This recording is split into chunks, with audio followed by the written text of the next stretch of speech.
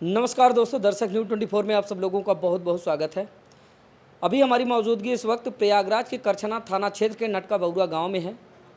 बीते दिनों 6 मई की बात है, जब एक तरफा इश्क में पगलाए प्रेमी ने तथाकथित प्रेमिका के पति को, जो कि अपने ससुराल में आए हुए होते हैं, उनको एक सुनियोजित प्लान के तरीके से उनका कत्ल करता है और कत्ल करने के बाद नहर किनारे उनकी बॉडी को फेंक देता है।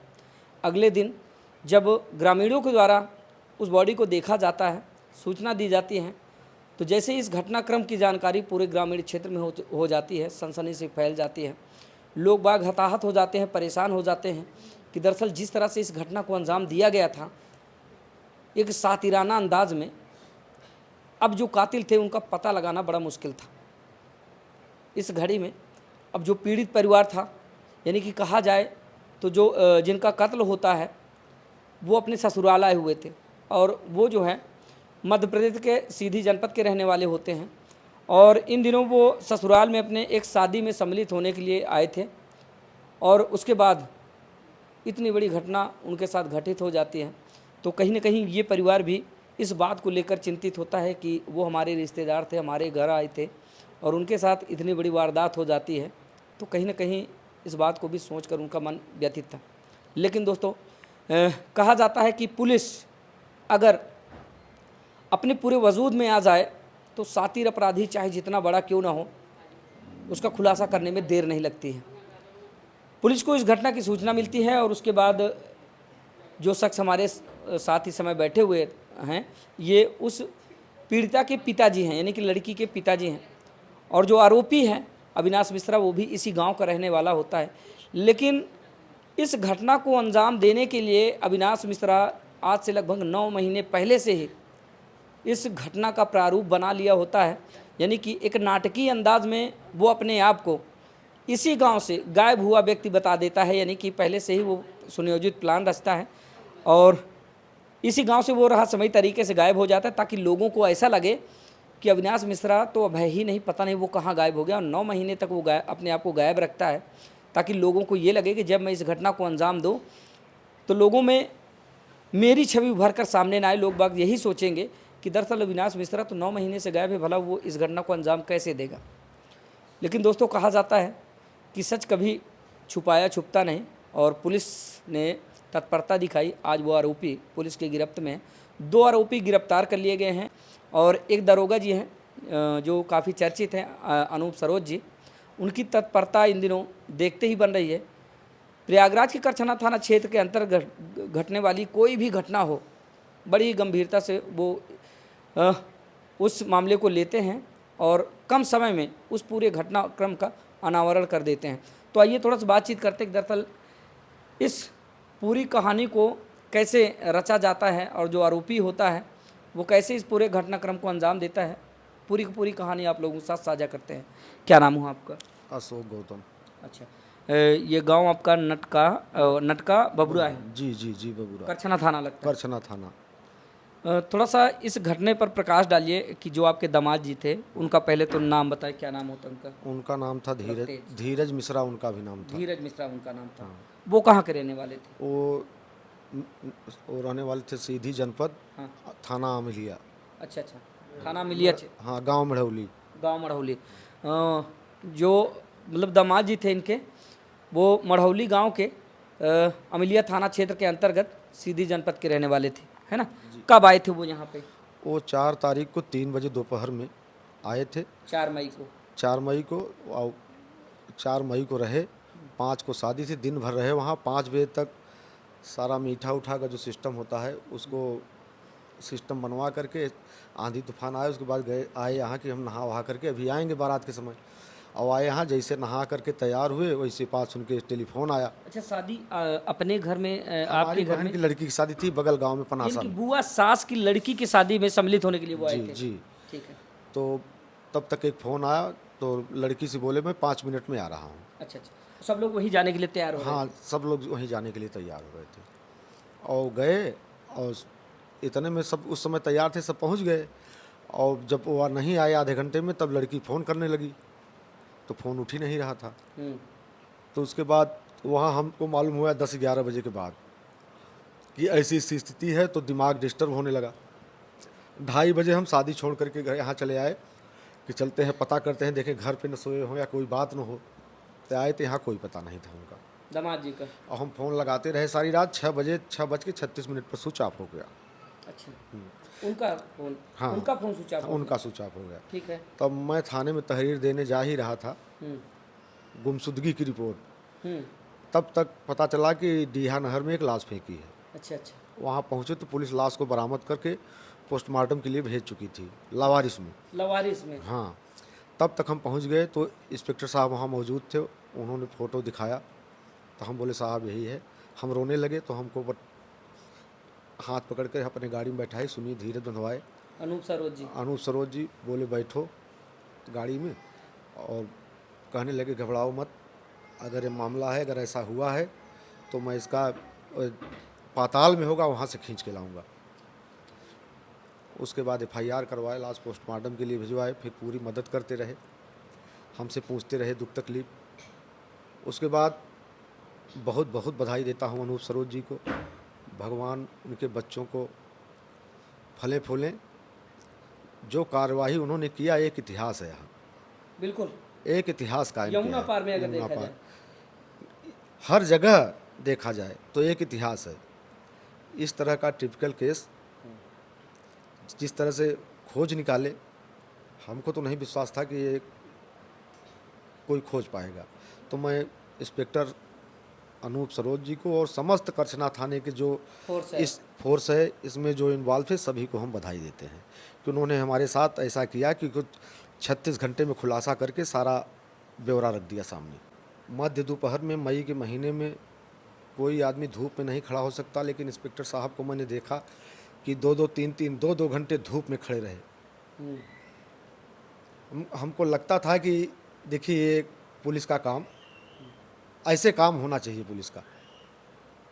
मैं बहुत बधाई देना चाहता हूँ, फिर से बधाई देना चाहता हूँ। अच्छा, कैसे इस घटनाक्रम को पहले से प्लान किया गया था? जो आरोपी है उसका नाम क्या है? आरोपी का नाम है अविनाश मिश्रा एक और एक विपिन मिश्रा। दोनों सगे भाई हैं? दोनों सगे भाई हैं। अच्छा, कब ये गायब अपने आप को बताया? जिस तरह से इसने प्लान किया था 9 महीने पहले अपने आप को गायब कर लेता है आप?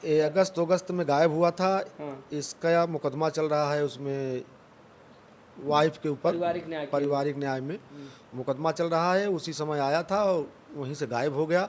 अब बाकी हमारी बात कभी इससे होती नहीं थी। आपके गांव का निवासी? गांव का ही, बगल ही का है। अच्छा अच्छा। बसही, वो बसही में पड़ता है।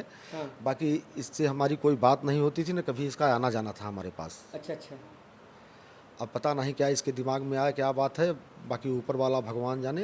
अच्छा, 9 महीने पहले जब ये गायब हुआ था तो गांव में चर्चा हो गई कि ये गायब हो गया। गायब हो गया। इसको पता कर लीजिए भैया। आपके चैनल को भी मैं धन्यवाद देता हूँ और बहुत बधाई कि हमारी बात को सुनने आप हमारे दरवाजे तक आए। मैं इसके लिए आपको बहुत धन्यवाद देता हूँ। और भैया मैं आपसे निवेदन करता हूँ कि आप एक गुप्त रूप पता करवा लीजिए कि पूरे गांव में पता था कि गांव में नहीं, ये पता नहीं है ये कहाँ है। गिरफ्तारी के बाद जिस तरह से इसने खुलासा किया, क्योंकि घटना को अंजाम तो इस व्यक्ति ने दिया ही, उसके बाद बेटी के दामन पर भी इसने दाग लगाए, इसने जो है प्रेम प्रसंग का मामला दिया, तो कहीं ना कहीं इसके मन में क्या था वो तो किसी को पता नहीं था। ये भैया केवल मेरी मान प्रतिष्ठा देखकर, मेरा सम्मान देखकर, केवल इसने मान सम्मान हमारा कि इनकी धूमिल करने के लिए। इसके पहले आज के 2-3 साल पहले एक शादी थी हमारी लड़की की, छोटी वाली की, उसमें भी इसने का काम किया, उसमें डाल दिया खाने में। पूरा चैनल CMO सब यहाँ आए। हाँ। तो केवल मेरी मान प्रतिष्ठा बर्बाद करने के लिए कि इनकी जो इज्जत प्रतिष्ठा है वो ख़त्म कर दी जाए, बस इसीलिए सब ये लगे रहे। अच्छा, बड़ी बेटी की शादी कब हुई? जो दामाद, जिस दामाद को जो है इसने मारा, उनकी शादी कब हुई थी? उनकी शादी हुई थी 19 अप्रैल 2016। 19 अप्रैल 2016। उनकी एक लड़की है 7 साल की बच्ची है, एक लड़का है 4 साल का, 5 साल का। 2 बच्चे भी हैं उनको। अच्छा अच्छा। और कमाते थे, खाते थे। हाँ। बड़े शौक से दोनों लोग रहते थे। हंसी दामाद जी क्या करते थे? NTPC में ऊंचा आहार में टेक्नीशियन का काम करते थे। हाँ। और दोनों खूब खुश थे। बेटी और दामाद दोनों जब आते थे दोनों साथ में आते थे, जब जाते थे तो दोनों साथ में जाते थे और खूब खुश थे दोनों लोग। अच्छा अच्छा। इसने उसकी खुशी में का रंग घोल दिया इसने। बताया जाता है कि पैसे का लेन देन भी था। ये दामाद जी गए थे वहाँ पे लेने। अब ये तो जो बयान दिया उस दिन, कैसे इस घटना को अंजाम दिया आरोपी ने? आरोपी ने पैसे के लिए फ़ोन किया, गए पैसा लेने और पैसा दे दिया, हाँ और उसके बाद वो लेकर चल दिए, बोला कि ऐसा पैसा गिन लो। हाँ। वो कहें ठीक है यार, गिना है पैसा, ठीक है, तुम गिने हो ना? नहीं नहीं, बोला सामने गिनो। और जब गिनने लगा तो पीछे से सर पर घन से वार कर दिया। घन के बारे में दोस्तों मैं बता दूं कि बड़ा सा हथौड़ा होता है जो भारी भरकम वजनी होता है, लगभग 5 से 7 किलो का होता है। और जैसे ही जो मृतक होते हैं वो पलट कर चलने की कोशिश करते हैं पैसे लेकर, और जो आरोपी होता है वो उनसे बोलता है कि मैंने पैसे तो आपको दे दिए, जरा इस पैसे को आप गिन लीजिए कि कम ज़्यादा ना हो। तो जो मृतक होते हैं उनको काफ़ी भरोसा होता है, वो कहते हैं कि चलिए ठीक है, आपसी मामला है, कम ज़्यादा क्या होता है, हम इसको क्यों गिनें, मतलब पैसे गिन कर हम आपकी तौहीन कैसे करें। लेकिन आरोपी के द्वारा बार बार उन पर फोर्स किया जाता है कि नहीं, पैसे को आप काउंट कर लीजिए। फिर उसके बाद वो जैसे ही पैसे को काउंट करने लगते हैं तो जो आरोपी होता है पीछे से उन पर घन से वार कर देता है, यानी कि बड़े हथौड़े से वार कर देता है। वहीं पर वो उनकी मौत हो जाती है मौके पर। फिर उनको मारने के बाद वो यहाँ से लगभग 3 से 4 किलोमीटर की दूरी पर डीहा गांव है जहाँ से नहर आती है, उसी नहर किनारे उनको फेंक देता है। जिस परिवार के साथ इस वक्त हम बैठे हुए हैं काफ़ी शालीन सभ्य और सीधा साधा परिवार है, जो जिनके परिवार में कुछ दिनों पहले ही इसी गांव के या इसके जस्ट बगल में एक बसही गांव है, बसही गांव के रहने वाला अविनाश मिश्रा जो होता है वो ऐसा रंग घोलता है कि शायद इस पूरी कहानी को सुनने और जानने के बाद आपकी रूह कांप जाएगी कि दरअसल कैसे लोग इतनी बड़ी बड़ी घटनाओं को अंजाम दे देते हैं। दोस्तों बताते चले कि जो अविनाश मिश्रा होता है उसका पहले से ही आपराधिक इतिहास होता है। पीड़ित परिवार के द्वारा बताया गया कि जब इनकी छोटी बेटी की शादी साल 2023 में होती है, तब भी उसी व्यक्ति के द्वारा खाने में जहर डालने का काम करता है, और उसको खाने के बाद काफ़ी लोग बीमार होते हैं।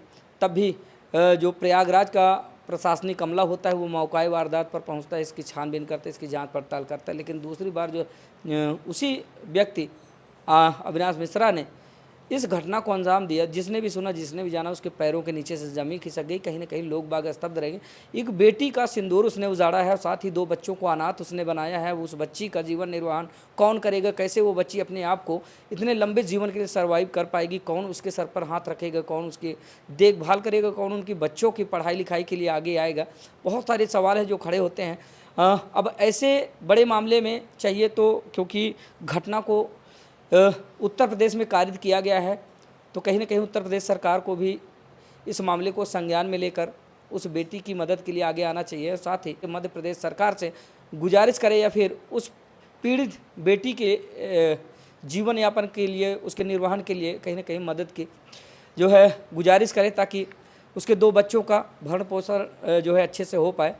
और दोस्तों फिर से मैं एक बार अपने चैनल की तरफ से धन्यवाद देना चाहूँगा। और पहली बार आप सुनेंगे कि एक ऐसे तेज तर्रार ऑफिसर जिनका नाम अनूप सरोज है, वो इन दिनों सुर्खियों में बने हुए हैं, क्योंकि जब से उनकी पोस्टिंग करछना थाने में हुई है तब से प्रयागराज का जो करछना थाना है वो लगातार सुर्खियों में बना हुआ है। क्योंकि उनके आने के बाद से प्रयागराज करछना थाना क्षेत्र में अगर देखा जाए तो दलालों की एंट्री पूरी तरह से बंद हो चुकी है। जो दलाल है वो दूर दूर नज़र आते हैं। और अगर पुलिस ऑफिसर अनूप सरोज जी के बारे में बात की जाए तो मामला चाहे छोटा हो या फिर बड़ा हो, काफ़ी गंभीरता से लेते हैं और काफ़ी शालीन और कर्तव्यनिष्ठ ऑफिसर, जिन्होंने इस घटनाक्रम का पर्दाफाश किया। क्योंकि जो आरोपी होता है वो इतना शार्प माइंड का होता है। इस घटना को अंजाम देने के लिए आज से 9 महीने पहले ही वो एक सुनियोजित प्लान बनाता है। प्लान के तहत वो अपने आप को इसी गांव से, यानी कि गायब हुआ व्यक्ति साबित करता है। जैसे फिल्मों में आप देखते हैं एक नाटकीय अंदाज में उसने अपने आप को इसी गांव से अपने आप को गायब हुआ व्यक्ति साबित करता है। पूरे गांव में इस बात की चर्चा हो जाती है कि जो अविनाश मिश्रा है वो अचानक रहस्यमयी तरीके से गायब हो गया। 9 महीने तक वो कहीं दूर दूर तक नज़र नहीं आता है। महाराष्ट्र में यानी कि मुंबई में वो रहता है, और फिर इस घटना को अंजाम देने के लिए वो फिराक में रहता है। और जैसे ही जो उनके दामाद जी होते हैं वो इस गाँव में अपनी जो बुआ सास होती है उनकी बेटी की शादी में सम्मिलित होने के लिए आते हैं, और तभी वो व्यक्ति आता है और फिर उनसे बातचीत करता है, उनको पैसे देने के बहाने बुलाता है, फिर उनका कत्ल कर देता है। अब दोस्तों सबसे बड़ा सवाल ये है कि जिस तरह से इस घटना को अंजाम उसने दिया है एक सोची समझी साजिश के तहत, तो ऐसे आरोपियों को कैसी सज़ा मिलनी चाहिए आप लोग कमेंट करके बताइए। और दोस्तों ऐसी खबरों को आप लोगों को दिखाने का मकसद किसी को हताहत करना, परेशान करना नहीं है, किसी का दिल दुखाना नहीं है, बल्कि आपको जागरूक करना है कि समाज में आए दिन घट रही ऐसी घटनाओं पर अंकुश लगे। आप लोग जहां भी रहें सजग रहें, सतर्क रहें, अपना ख्याल रखें। तो मिलते हैं फिर से इसी तरह की किसी नई खबर के साथ, तब तक के लिए नमस्कार।